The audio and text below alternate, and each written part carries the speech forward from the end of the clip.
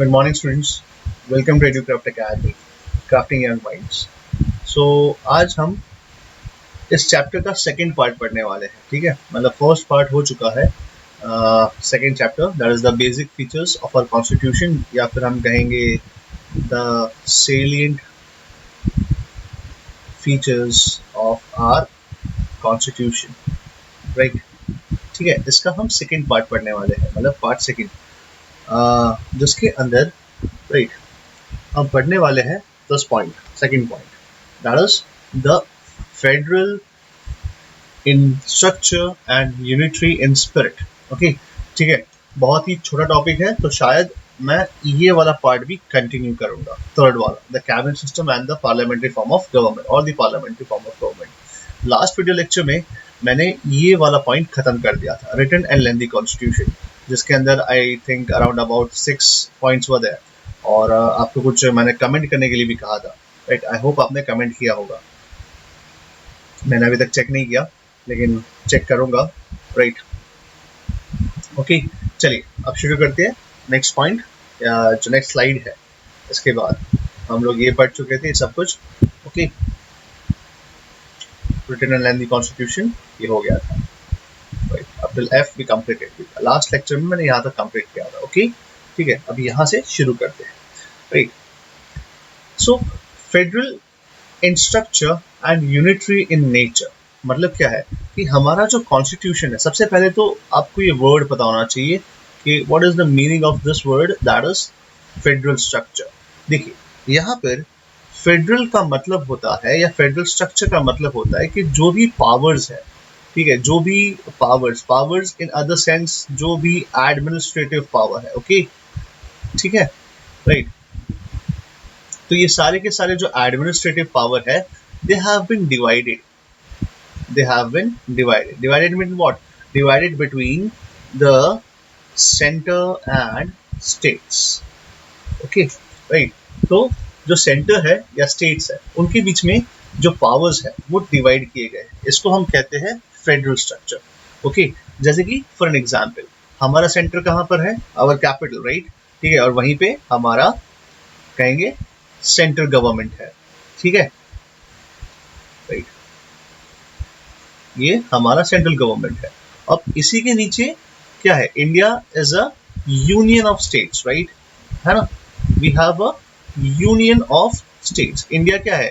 India is a union of states. तो at present we have 28 states and 9 union territories, right? ठीक है, तो जैसे कि फॉर एग्जांपल मैं अगर स्टेट की बात करूं, तो स्टेट के अंदर जैसे सेंट्रल गवर्नमेंट है, सबसे पहले सेंट्रल गवर्नमेंट की बात करें तो we have a parliament, right?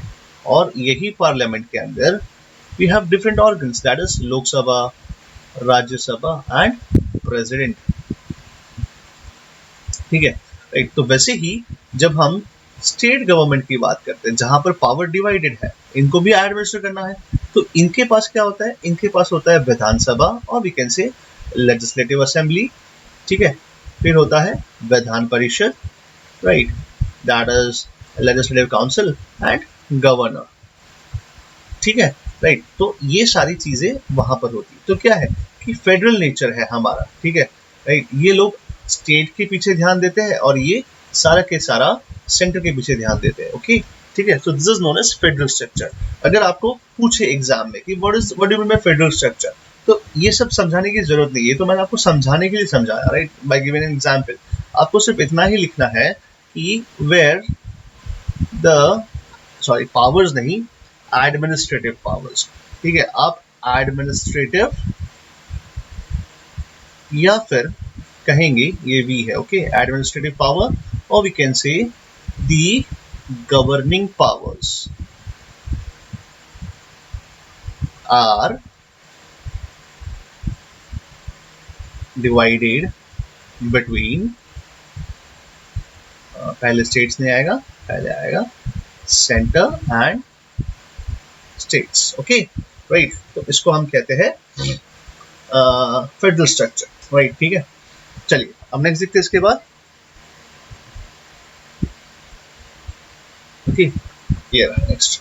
अब आता है main federal features of our constitution, okay, मतलब कि अब फेडरल स्ट्रक्चर तो है ही, साथ ही साथ यूनिटरी भी है, हमको दोनों पढ़ना है कि समय आने पे हमारा जो कॉन्स्टिट्यूशन है या हमारा जो स्ट्रक्चर है, ठीक है, राइट, वो फेडरल भी रहता है, मतलब पावर्स डिवाइडेड भी रहते हैं, और जब कुछ सिचुएशंस ऐसी आती है जहां पर हम यूनाइट हो जाते हैं या यूनिटरी हो जाते हैं, जहां पे हमारा सेंटर जो है ना बेटा, ठीक है, वो सबसे ज्यादा स्ट्रांग हो जाता है, ठीक है। तो हमारा हमारा कॉन्स्टिट्यूशन का नेचर कैसा है, अभी हम लोग क्या पढ़े, हमारा टॉपिक क्या है पता है, सेलिएंट फीचर्स, राइट, जो चैप्टर का नाम है वो क्या है कि भाई salient features of our constitution या फिर main characteristics of our constitution. तो पहला हमारा कैरेक्टरिस्टिक क्या था, लेंथी कॉन्स्टिट्यूशन, राइट।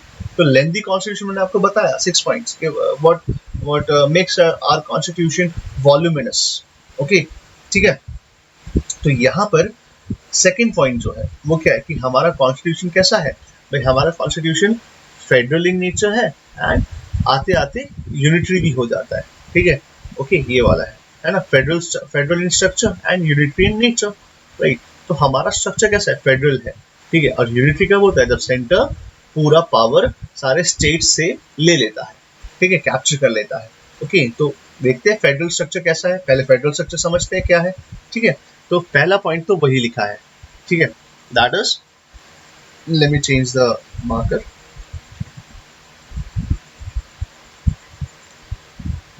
सबसे पहला क्या लिखा है, the division of powers between the union on one hand and it's units on the other. यहाँ पर यूनिट्स का मतलब क्या है पता है, यहाँ पर यूनिट्स का मतलब है स्टेट्स।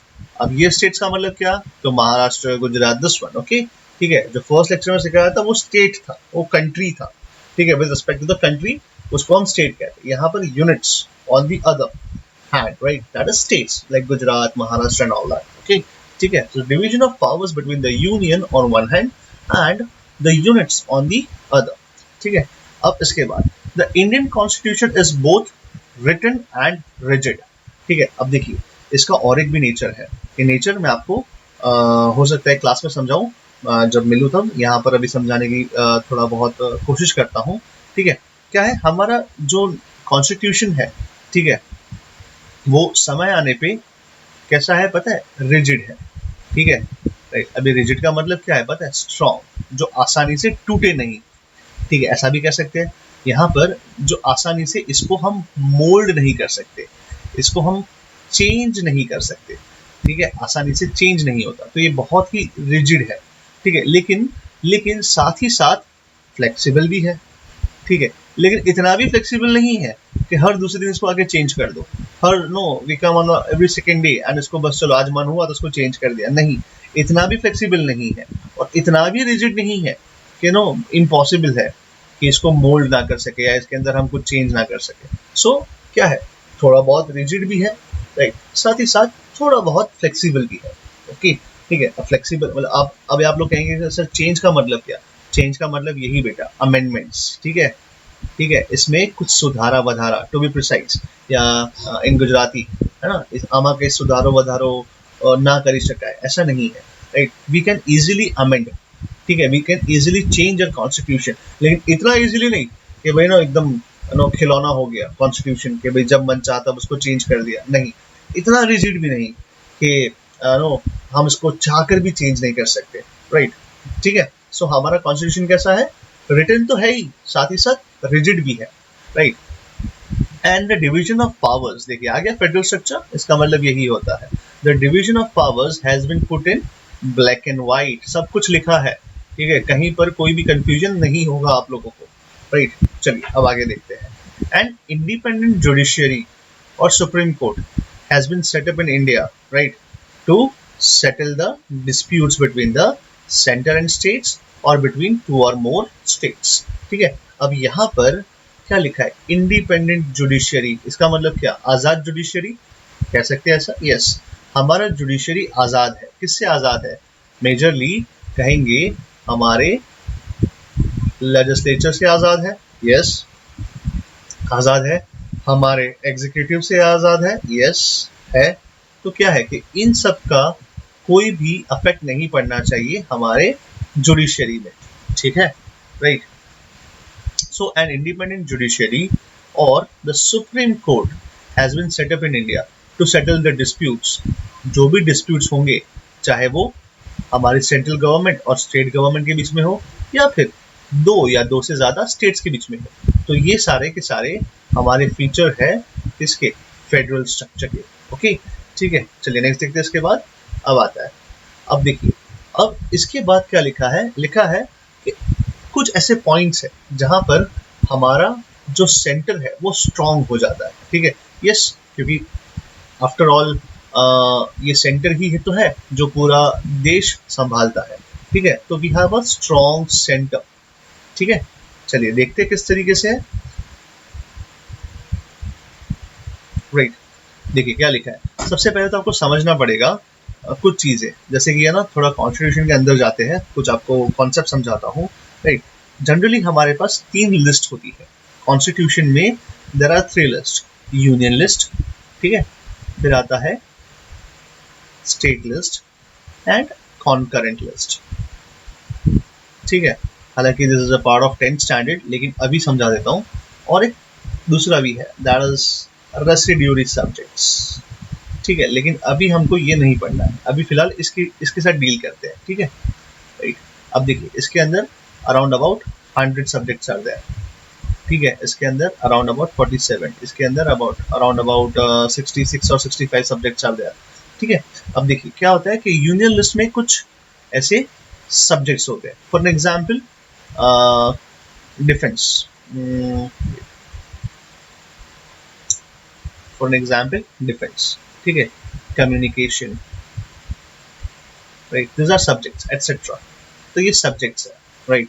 इसके अंदर भी ऐसे कुछ सब्जेक्ट्स होते हैं और इनके अंदर भी ऐसे कुछ सब्जेक्ट होते हैं। ये जो 100 सब्जेक्ट्स है ना, तो this are the subjects, right. तो this are the different subjects. अब होता क्या है कि यूनियन के पास पावर है, मतलब ये यूनियन लिस्ट है। ओके, सी क्या है, यूनियन लिस्ट। ठीक है, तो यूनियन लिस्ट के अंदर जितने भी सब्जेक्ट्स हैं उसके ऊपर अगर लॉ बनाना है, ठीक है, तो who has the power to make laws on the union list, on the subjects under the union list, तो कहेंगे हमारा सेंट्रल गवर्नमेंट। किसके पास पावर है, हमारे सेंट्रल गवर्नमेंट के पास पावर है। ओके ठीक है, राइट। अब उसके बाद अगर स्टेट लिस्ट है, ठीक है, तो उनके अंदर जो सब्जेक्ट्स है, तो किसके पास पावर है कि स्टेट लिस्ट के अंदर जो सब्जेक्ट्स है उसके ऊपर लॉ बनाने के लिए, तो कहेंगे द स्टेट गवर्नमेंट। किसके पास पावर है, the state government. The state government has the power to make laws on the subjects under the state list. समझ में आया? लेकिन यहाँ पर क्या है, यहाँ पर कुछ एक्स्ट्रा हो जाता है। देखते हैं क्या होता है। ठीक है, और कॉन्करेंट लिस्ट है ना जो, ठीक है, उसकी बात तो रही गई। ठीक है, हालांकि अभी आपको समझ में नहीं आएगा, लेकिन फिर भी ये समझ लीजिए। ठीक है, समझाता हूँ, रुकिए, पहले कॉन्करेंट का खत्म कर लूँ। कॉन्करेंट के ऊपर कहेंगे अगेन किसके पास पावर है, तो कहेंगे सेंट्रल के पास पावर है। किसके पास, central government has the power. Okay ठीक है, इसको समराइज कर देते हैं। देखिए, जब कभी भी यूनियन लिस्ट आए, ओके, सो यूनियन लिस्ट में किसके पास पावर है टू मेक द लॉज, ठीक है, तो कहेंगे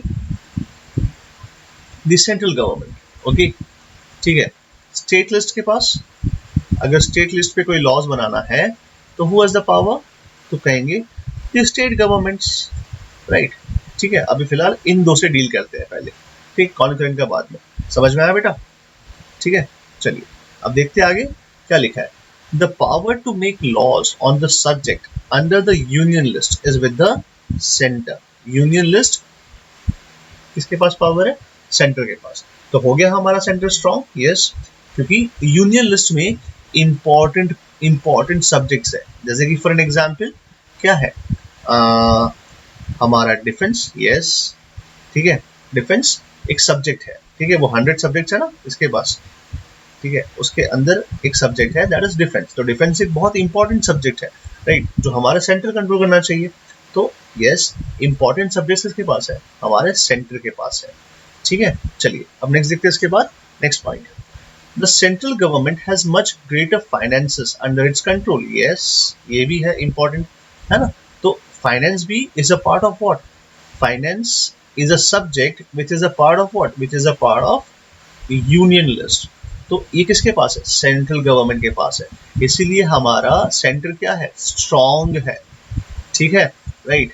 समय आने पे कोई भी स्टेट हमारे सेंटर को परेशान नहीं कर सकता, राइट। क्यों? क्योंकि हमारा सेंटर को हमने स्ट्रॉन्ग रखा है, राइट, क्योंकि वही तो चीज है। अगर सेंटर ही स्ट्रॉन्ग नहीं होगा तो क्या होगा? तो स्टेट्स अपनी मनमानी करना शुरू कर देंगे, है ना, राइट। तो ये नहीं करना है। There must be a control on the states, right, ठीक है। तो सारे के सारे इंपॉर्टेंट पावर्स अपने हाथ में रखिए। तो इंपॉर्टेंट पावर्स किसके हाथ में है? सेंटर के हाथ में है। देखिए हमारे कॉन्स्टिट्यूएंट मेकर्स ने कितना अच्छा कॉन्स्टिट्यूशन बनाया है, राइट, कि स्टेट्स अपनी मनमानी ना करें, राइट, ठीक है, स्टेट्स हमसे अलग ना हो जाए, इसीलिए हमने क्या किया है? सेंटर को स्ट्रॉन्ग रखा है, राइट, है ना।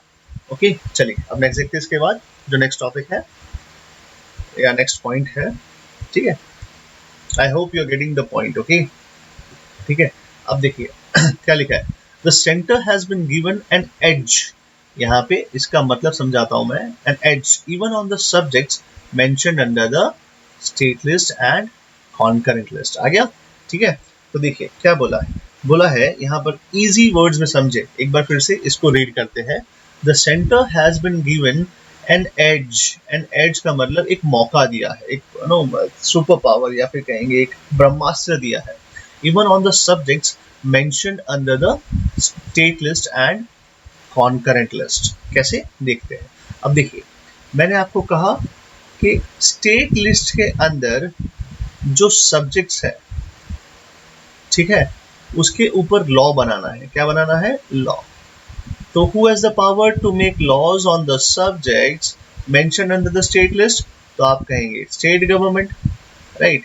लेकिन एक ऐसा समय आता है जब स्टेट गवर्नमेंट को अगर कंट्रोल करना है तो हमारा सेंटर जो है वो कंट्रोल करेगा, राइट, ठीक है। इसीलिए उसको एज, एक ब्रह्मास्त्र दिया है कि स्टेट गवर्नमेंट अपनी मनमानी ना करना शुरू कर दे तो सेंटर उसको कंट्रोल कर सकता है, राइट। एंड कॉन्करेंट लिस्ट तो है ही अपने पास, राइट। तो देखिए सेंटर स्ट्रांग हुआ ना। हम क्या पढ़ रहे हैं कि किस तरीके से सेंटर स्ट्रांग है। तो हमारा जो कॉन्स्टिट्यूशन है उसके पास फेडरल स्ट्रक्चर तो है ही है, साथ ही साथ समय आने पे वो क्या हो जाता है? यूनिटरी स्ट्रक्चर भी हो जाता है, ओके, ठीक है, राइट। अब आगे देखते हैं कैसे होता है, स्ट्रांग कैसे होता है हमारा सेंटर, उसके बारे में दिया है, ठीक है।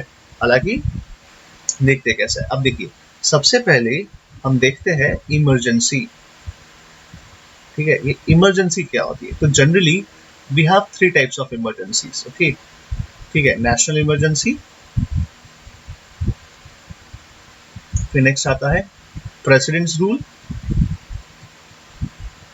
एंड थर्ड आता है कहेंगे फाइनेंशियल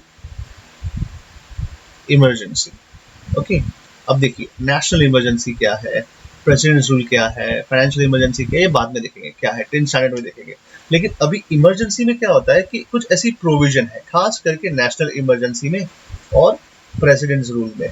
ये प्रेसिडेंट्स रूल को हम स्टेट इमरजेंसी भी कहते हैं, ओके, ठीक है। तो ऐसे कुछ ऐसे प्रोविजंस है जहां पर हम स्टेट को कंट्रोल करते हैं, ठीक है। देखिए वही लिखा है, क्या लिखा है? The Indian constitution has a set of emergency provisions by which the center can assume all the powers of the state, है ना। देखिए ये वर्ड बहुत इंपॉर्टेंट, ये लाइन बहुत इंपॉर्टेंट है। क्या लिखा है? by which the center can assume all the powers of the state, है ना, ठीक है। मतलब जितने भी स्टेट के जो भी पावर है वो सारे के सारे स्टेट से छीनकर किसके पास आ जाएंगे? सेंटर के पास आ जाएंगे। कैसे? तो बाय डिक्लेयरिंग अ इमरजेंसी, ठीक है, राइट। अब देखिए क्या लिखा है? In this emergency, in this situation the country runs practically as a unitary state, है ना। तो अगर आपको पूछे कि भाई ऐसा कौन सा प्रावधान है, प्रोविजन है जहां पर हमारा कॉन्स्टिट्यूशन हमारे देश को यूनिटरी कर देता है, तो आपको लिखना क्या है? Under the emergency. अभी इमरजेंसी में होगा क्या? तो इमरजेंसी में कहेंगे हमारा जो स्टेट के जो गवर्नमेंट्स है उनसे सारे के सारे powers will be snatched away, ठीक है। And who will snatch this powers? तो कहेंगे the centre, the central government will snatch away the powers, है ना, और हमारा स्ट्रक्चर कैसा हो जाएगा, प्रैक्टिकली यूनिफाइड हो जाएगा, एक यूनिटरी स्ट्रक्चर हो जाएगा। ओके, ठीक है, समझ में आया? चलिए अब नेक्स्ट देखते हैं इसके बाद, राइट, जो नेक्स्ट टॉपिक है, आ गया नेक्स्ट टॉपिक। मैंने कहा था ना बहुत ही छोटा है, राइट, ठीक है, लेकिन आपको समझ में आना चाहिए। हाँ, it is a small topic, लेकिन आपको समझ में आना चाहिए, ठीक है, right. Federal structure and unitary nature, I hope आपको समझ में आओगे कि फेडरल स्ट्रक्चर क्या है। देखिए रिवीजन कर देते हैं। फेडरल स्ट्रक्चर क्या है, तो कहेंगे जहां पर हमने क्या किया है, पावर्स डिवाइड कर दिए हैं। Divided between what, divided between the centre and states of our union, ठीक है। लेकिन समय आने पर हमारा जो ये डिवीजन ऑफ पावर्स है, ठीक है, ये कैसा हो जाता है, ये हो जाता है यूनिटरी, है ना, ये रहा, इट इज यूनिटरी नेचर। कैसे कैसे यूनिटरी होता है, तो कहेंगे ड्यूरिंग इमरजेंसी। ओके, ठीक है। अब वो इमरजेंसी दो तरीके की होती है, एक्चुअली तीन होती है, लेकिन आप समझ लीजिए ये इंपॉर्टेंट है, ड्यूरिंग नेशनल इमरजेंसी एंड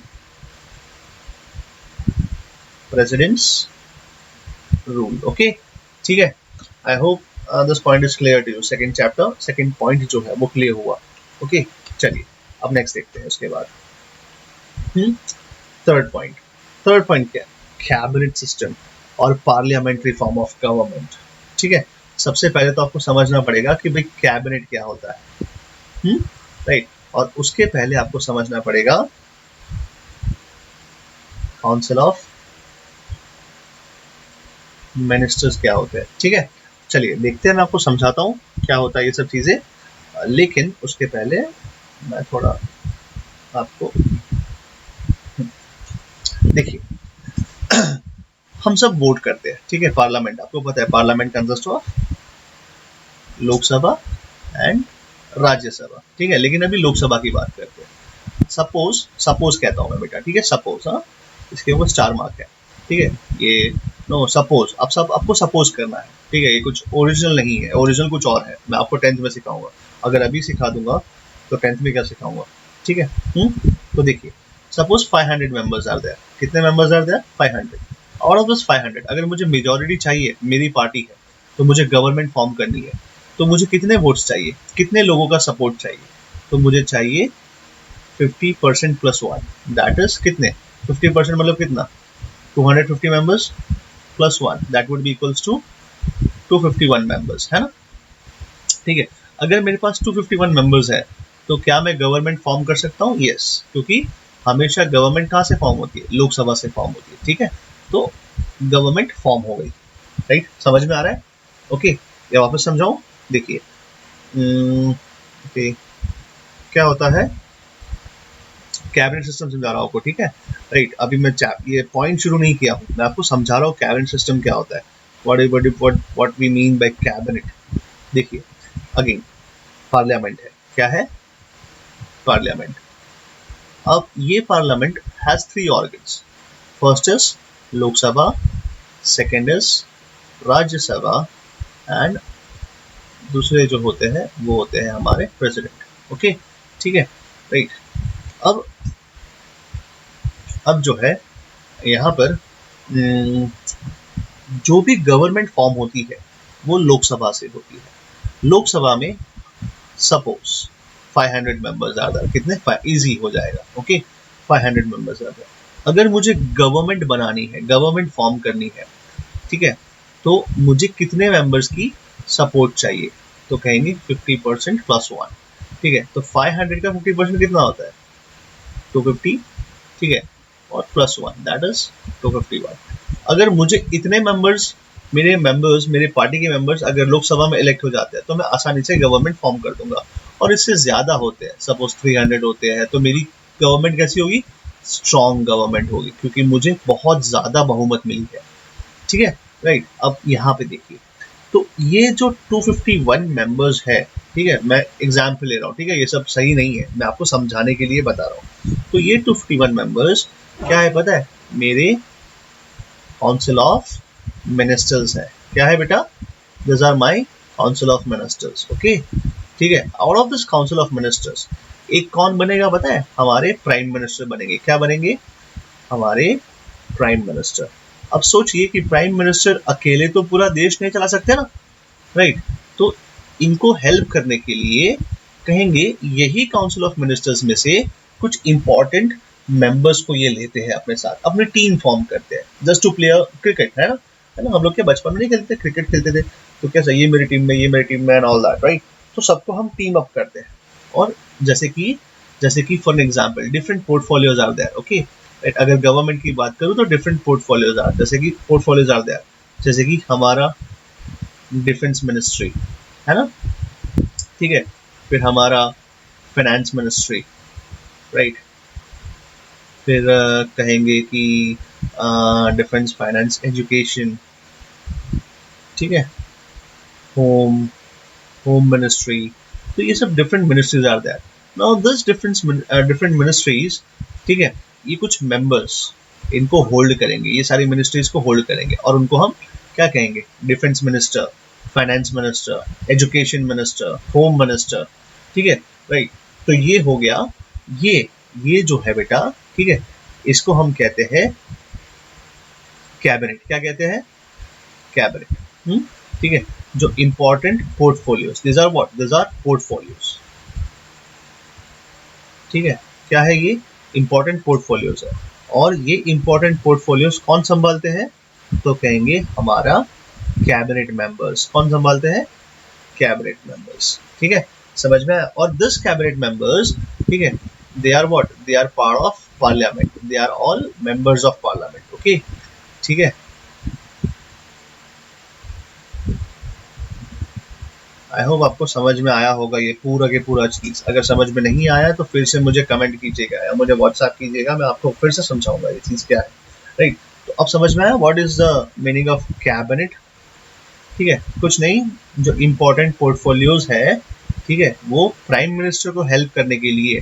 अब प्राइम मिनिस्टर ही डिफेंस संभालेगा, प्राइम मिनिस्टर ही हमारा फाइनेंस संभालेगा, है ना? तो प्राइम मिनिस्टर तो पागल हो जाएगा, क्या क्या संभालूं मैं भाई, राइट? तो इसीलिए वो क्या करता है, अपने कलीग्स को, ठीक है, अपने कलीग्स को साथ में लेता है और बोले you help me in administrating the affairs of the government and you will be forming what? You will be forming this cabinet, right? और इसी को हम कैबिनेट सिस्टम कहते हैं। चलिए अब आगे देखते हैं इसके बाद क्या लिखा है, okay, right? So what is cabinet system of government, समझ में आया, राइट? तो हमारा जो प्राइम मिनिस्टर है वो क्या करते हैं?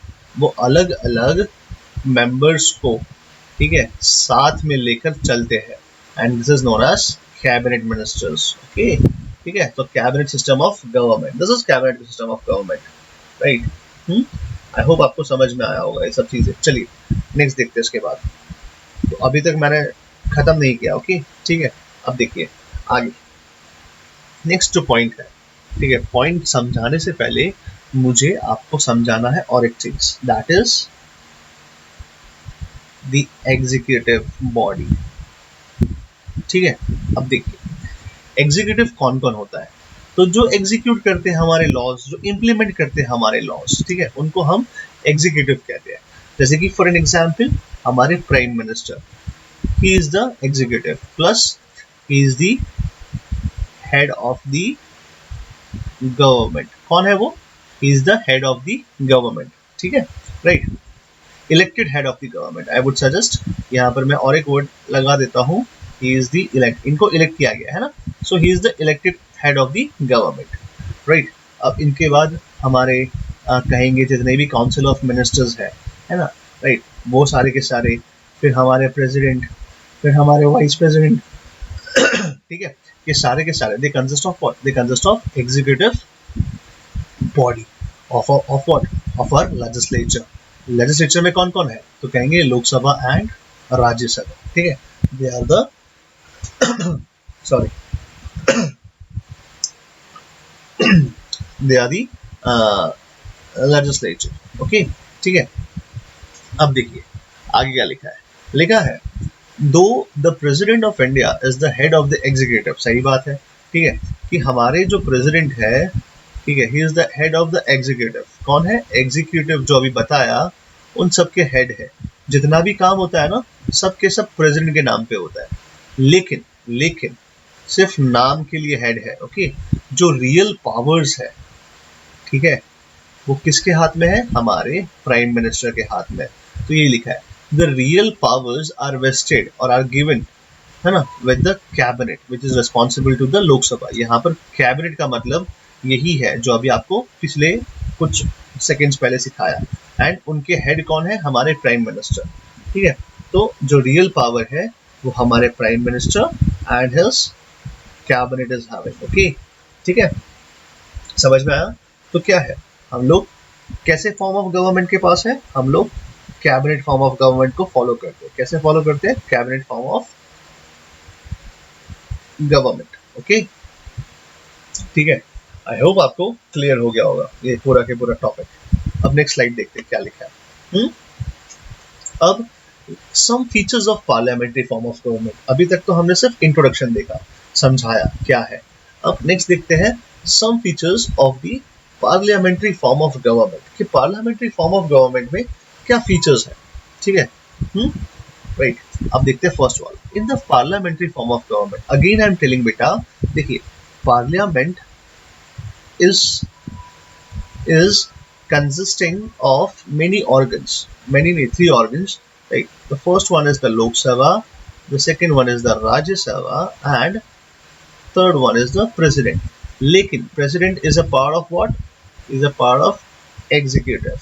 ठीक है, लेकिन यहाँ पर भी हम पार्लियामेंट में उनको इंक्लूड करते हैं। he is the head of the executive. ठीक है, लेकिन यहाँ पर हम उनको इंक्लूड करते हैं। ओके, तो देखिए क्या लिखा, in the parliamentary form of government the executive is in constant touch with the legislature. ठीक है, अभी जो ग्रीन पेन से लिखा था ना वहां पर legislature लिखा था, that is the Lok Sabha and the Rajya Sabha. They form what? They form the legislative organ of government. ठीक है, हमारे जो भी लॉज बनाते हैं वो कौन बनाता है? नेमली द लोक सभा एंड द राज्य सभा। और एग्जीक्यूटिव कौन है? एग्जीक्यूटिव हमारे प्रधानमंत्री है, हमारे प्रेसिडेंट है, हमारे वाइस प्रेसिडेंट है, ठीक है, हमारे काउंसिल ऑफ मिनिस्टर्स है, ठीक है, एंड एक्सेप्ट दिस टू, ठीक है, ये and this one, they are also a part of legislature, they are members of our Lok Sabha और राज्यसभा। ठीक है, राइट, समझ में आया? I think this is confusing, मैं वापस समझाता हूँ। देखिए parliament, okay, Parliament consists of the Lok Sabha, the Rajya Sabha, and the President. ठीक है, right? The Lok Sabha, the Rajya Sabha, and the President. They consist of those fellows, right? ठीक है, these are the three organs of the government. Oh, sorry, these are the three organs of the Parliament. Yes. अब देखिए, इसमें से ये जो part है, ठीक है, ये क्या है? This part is the legislative part. President हमारे किसके पार्ट है? He is a part of executive and he is the head of the executive, right? ठीक है, एग्जीक्यूटिव में दूसरे भी लोग हैं, namely the prime minister, the council of ministers and vice president also. ठीक है, और भी बहुत सारे लोग हैं, लेकिन अभी इतना समझ लीजिए। ओके, ठीक है, अब देखिए क्या है इसमें बेटा, इसमें let me take this. Okay, इसमें जो हमारे prime minister and council of minister है, ठीक है, ये एक्चुअली किसके मेंबर है पता है? This are the members of parliament. Okay, what? They are MPs, they are member of parliament. तो हुए कि नहीं हुए? They are the part of executive also, ठीक है, and they form a part of legislative also, and this legislative is in constant touch with the executive. सही है, there is a relation between executive and the legislative. ठीक है, confuse मत होना। एक बार फिर से ये वीडियो थोड़ा और स्लो करके देखना, मैं बहुत ही स्लो गया हूँ। ओके, ठीक है, मैंने सबसे पहले आपको समझाया कि कैबिनेट कौन होते हैं, और कैबिनेट को समझाने के लिए मैंने आपको समझाया कि काउंसिल ऑफ मिनिस्टर्स कौन होते हैं, और काउंसिल ऑफ मिनिस्टर्स को समझाने के लिए मैंने समझाया कि लोकसभा क्या है। ठीक है, राइट, तो लोकसभा के अंदर ही काउंसिल ऑफ मिनिस्टर्स होते हैं, और काउंसिल ऑफ मिनिस्टर्स में से ही कौन बनता है? कैबिनेट बनता है। और ये 251 मेंबर्स जो है, क्या है वो? They are from the ruling party. ठीक है, because they form the government. ठीक है, समझ में आया? और बाकी के जो बचे 249 लोग, ठीक है, वो कौन होंगे? वो होंगे अपोजिशन वाले। They will be part of legislature, लेकिन they will not be a part of council of ministers और वी कैन से गवर्नमेंट, क्योंकि ये लोग हार चुके हैं, ये लोग चुनाव जीत कर भी हार चुके हैं, ठीक है। They are the member of parliament, either may be Lok Sabha और राज्यसभा। अब अगर मैं बात करूँ यहाँ पर पर्टिकुलरली, तो they are member of Lok Sabha, okay, ठीक है। चलिए अब आगे देखते हैं इसके बाद। देखिए, in a parliamentary form of government, the executive is in a constant touch with the legislative, okay, with the legislative. The members of cabinet, again, the members of cabinet or the council of ministers are also the members of parliament, है ना। अब आप लोग पूछेगा मत कि sir कैसे cabinet members, ठीक है, और कैसे council of ministers members of parliament हुए, ठीक है, राइट। जो भी चुनकर आता है, जो भी इलेक्ट होकर आता है, जीत कर आता है, वो बनता है मेंबर ऑफ पार्लियामेंट। और अगर आप मेजॉरिटी में है, अगर आप मेजॉरिटी पार्टी से बिलोंग करते हैं, तो आप गवर्नमेंट बनाएंगे, ठीक है। और आप जब गवर्नमेंट बनाएंगे तो you will be called as council of ministers. And council of ministers का एक छोटा सा पार्ट है, क्या है? कैबिनेट। और कैबिनेट का हेड कौन है? तो हमारा प्राइम मिनिस्टर, ठीक है। So I hope each and everything is clear to you guys, okay. चलिए अब नेक्स्ट देखते हैं इसके बाद सेकेंड, ठीक है, क्या है? इन parliamentary form of government the real powers, ठीक है, देखिए लिखा है, क्या लिखा है? The real power lies in the hand of what? In the hand of the prime minister, सही है। तो इसीलिए मैंने कहा कि भले, है ना, let the president be the head of executive, लेकिन what, he is just a nominal head. कौन है वो? He is just a nominal head, ठीक है। क्या है बेटा? वो नॉमिनल हेड है, ठीक है, राइट, सिर्फ नाम के लिए हेड है। लेकिन जो रियल पावर्स है ना,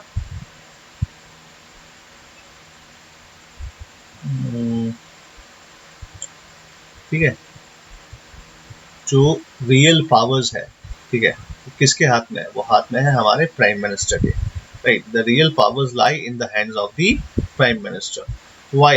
वाइल अब देखिए यहाँ पर ध्यान दीजिएगा, while the president of India or the queen of England is only a nominal head, सिर्फ नाम के लिए है। लेकिन हमारा जो भारत है, ठीक है, वो रिपब्लिक है। कैसा है बेटा? रिपब्लिक है, ठीक है। अब रिपब्लिक का मतलब क्या? तो कहेंगे फर्स्ट चैप्टर एक बार रिवाइज करिए, ठीक है। नहीं, बता देता हूँ। रिपब्लिक का मतलब है द हेड ऑफ